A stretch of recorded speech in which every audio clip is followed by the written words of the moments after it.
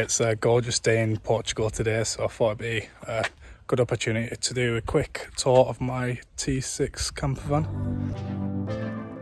Nothing would remain and you don't wanna go, so go. Just get back in your place, no time to waste. I wanna love you, but life doesn't wait. You can't stay here and waste away. You need to taste every mistake, fall out and get up again and again. So the van's currently in driving mode now, so I'm going to quickly walk through what I do to get it set up for when I pull up at a campsite. So I'm going to start with the Poptop. So it's just attached by two little straps and push.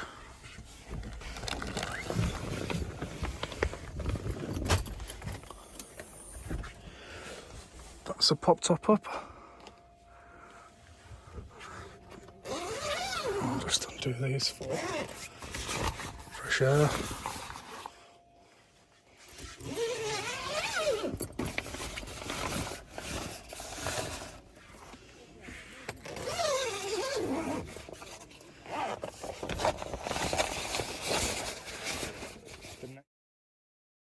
The next step is to switch the seats around. So these are just connected by three bolts at the back, and there's two under the passenger seat, but I've already undone them. So this is by MS Craft, so it's on a railing system. It's a little bit more expensive than the standard ones that you get for the transporters, but the railing system just makes everything so much easier to maneuver. Also, just before I do that, I got this little storage tidy from Amazon. I think it were about £10, and this has been so useful. So I'll just show you now how easy it is to spin around. Just pull it out. Because it's on rails, it's just so easy. It'd be a little bit easier if I didn't have a little storage thing on there, and that's it. So super easy to use. The good thing about it is you can put it in different directions.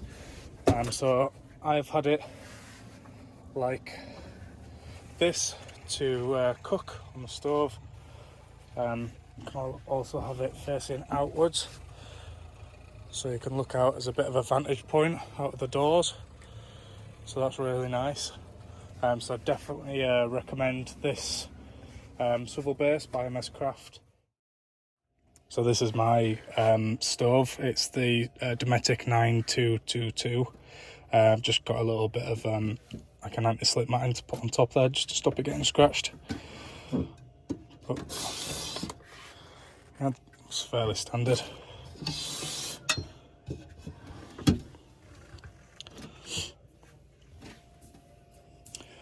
I also put in a bit of an extension for the inverter, so because my inverter's inside my wardrobe, rather than reaching in every time that I need to plug something in, I just got this to store away nice and neat.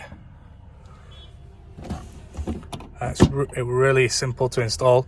Just cut your hole around the top, and then it just plugs directly into the inverter.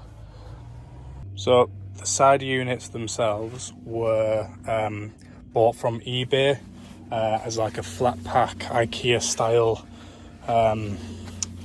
kit. So they came just like as wood, so like that wood effect. Well, not effect, it's just MDF. So I bought the vinyl wrap to go on the fronts. So the vinyl wrap for this and here as well cost me £20. The vinyl wrap for the top was just £10, and then same for this as well, so that was £10. So I wanted this kind of colour scheme. I wanted this section to be different to this section, so yeah, that's why I've got the different colour on this side. So this would have come as like a standard with the door on an angle, but I didn't really like that, so I asked the guy from eBay just to do me a bigger hole which fit the tambour door. So I just bought a tambour door separately for £65. I then just fitted that myself, so it makes it look a lot more expensive. Yeah, these I bought from B&Q, so they were £10. Just chopped them down, so I've got them on either side, which again just ties in with the brushed aluminium and my plug points. My plug points, I've got one for my voltmeter there, and these two USB ports. That one's for the lower lights underneath, which they're not connected at the minute because I just disconnected them to fit my water tank. And my top lights there. The sink is on this one, so that's for my tap. So click that on. That's no water, running water. Lock that back over. These two are spare for now, just because I might want to add something in future.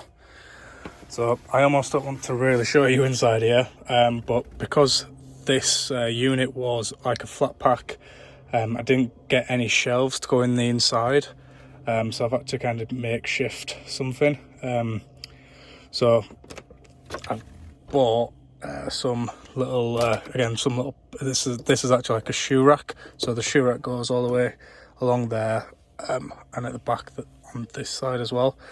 So as you can see, it's an absolute mess, but everything works, nothing falls over, so I'm happy with it. I've also made like a little bit of a box for my gas at the back there, so that's not rolling about, so that's nice and secure. This side are my two water tanks, so I've got my fresh water there, and then behind that is my grey water, with a little shelf to go just above it for all my other little bits and bats. So down here, there's just my CRX50 fridge. I've had this on 24/7 for the past 6 weeks, so it's been working really well. So I've been in Portugal for the past 6 weeks. I've been in Portugal for the past 4 weeks, and the weather's been really warm, and it's always been able to keep everything cold, and the freezer's always been frozen. So yeah, it's fantastic. It's very expensive, but you need something decent really. So also down here is my Chinese diesel heater. So I could make this look a little bit nice by putting something on the front there, and then doing something nice there, but it works for now. I've not had to use it yet, but it works. My diesel tank is screwed onto the side there, so it's nice and secure. So I've got a little bit of storage on top of my wardrobe there. These are just some extra pantry drawers. Go into pantry drawers. So I've just screwed them into the top. I've just got little things like a towel rail just to hook on. I've got my little fan, which is just a desk fan to hook on. Luckily it just fits on there nicely. I can just take that off, manoeuvre it about as I like, and it looks alright. A little heater remote there, a little hook for my dustpan, and then inside the wardrobe is a quick pop-up storage drawer. So this was £15 from B&M, and it's worked perfectly for what I need. It fits just in there just right, because down the sides I've got my inverters and all my electrics that I've had to fit up onto the side. Underneath is where my batteries are stored.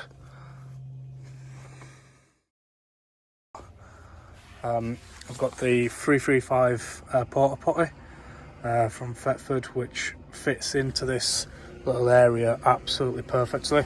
So if I try to drag it out, it's a little bit of a pain, to be honest, but it's safe and it's secure, which obviously you want it to be. So it'll go there, and that's as far as it'll go. So when it's in place there, the carpet, well, not that it needs to, because it just doesn't move anywhere, but I've got that to kind of stop any roll forward. But it's never moved, or driving through France, Spain, Portugal. I've also got just a little bin there which is screwed to the back. My sister made me 2 little pillows for my birthday, so they fit in there just nice. I've also got a photo collage of my trip, a 6-month backpacking trip, and then a few of family just over there. I've got like some from Australia, I think there's some from the Philippines, and then just a simple stick-on mirror. Both of my mats down here were from B&M. I think this one was around £5 and that one was 15.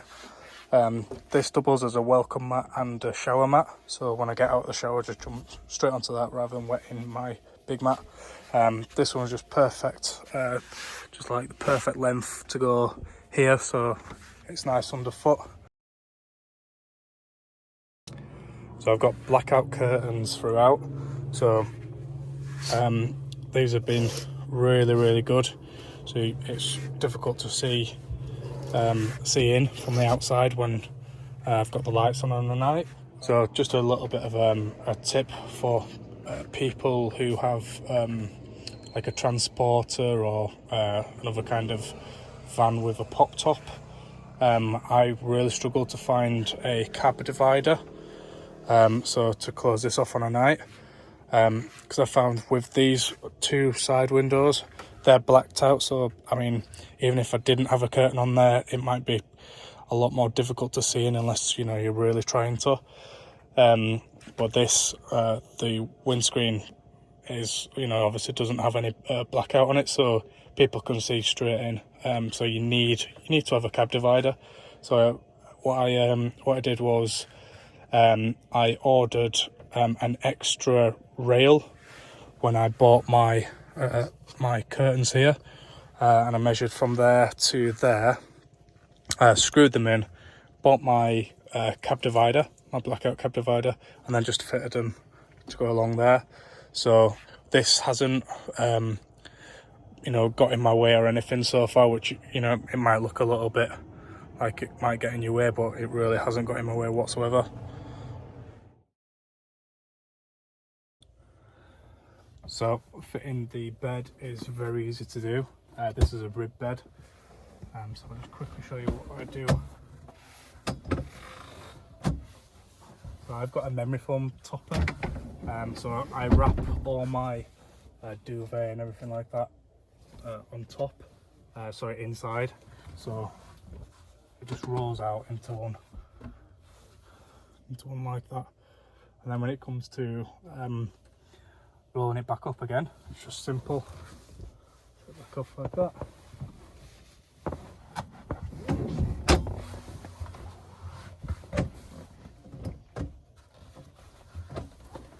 There you go. So this is my top bed.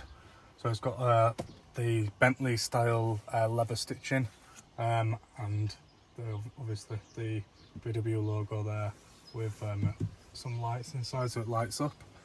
So on top, I've just got a sleeping bag in there at the minute, so it's like an extra large sleeping bag. But my memory foam topper would go on top of here. At the minute, obviously, I'm using it because nobody's up here, but unfortunately, when somebody does come, I'm gonna have to sacrifice it and put it up there.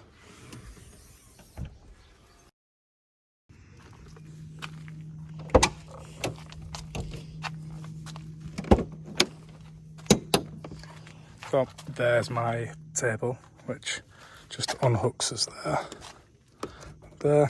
You just lift it off and then that connects onto my side unit. Various things in here, but that's just full of tools just in case anything breaks and I need to fix it on the road. I've got my carbon monoxide alarm and fire extinguisher. Then camper seat there. Various electrics down there.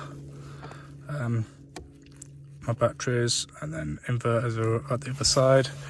And that's just a better look at the shelving that I've got.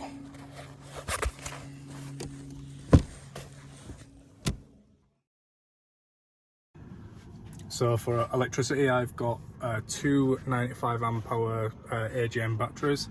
They're powered by my split charge relay, and I've also got two 175 watt solar panels. So that equals about 350 watts in total. I've been in my van now for 7 weeks, around 7 weeks. Since I've been away, I've not had to plug into electricity once. So the solar panels and the split charge relay have been more than enough to be completely off grid for electricity alone.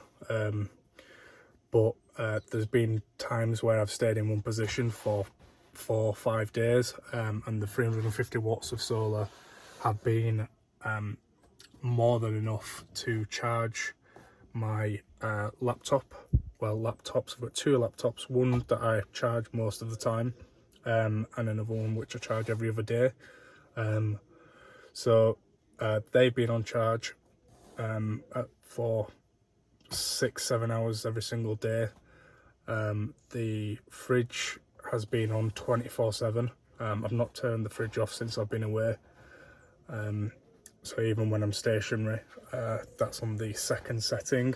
So yeah, that's been really good. So I've also been charging things like my phone and my Bluetooth devices. So I've got like a Bluetooth speaker, Bluetooth headsets, the lights, numerous like other little gadgets and things that I've got. So yeah, the solar panels being the biggest and best thing for off-grid. So I'm just going to try and climb this hill so I can show you my solar panels.